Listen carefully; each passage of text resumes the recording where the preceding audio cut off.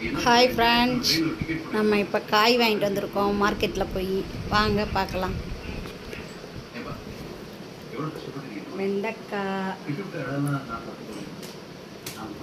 முள்ளங்கி, முட்டைக்கோசு, குடமிளகா, வாழைப்பழம், பீட்ரூட்டு, உருளைக்கிழங்கு,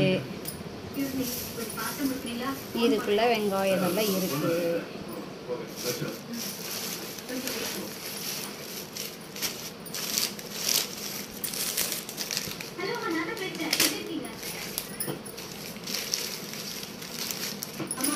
வடை வாங்கிட்டு வந்திருக்கோம் ஃப்ரெண்ட்ஸ்.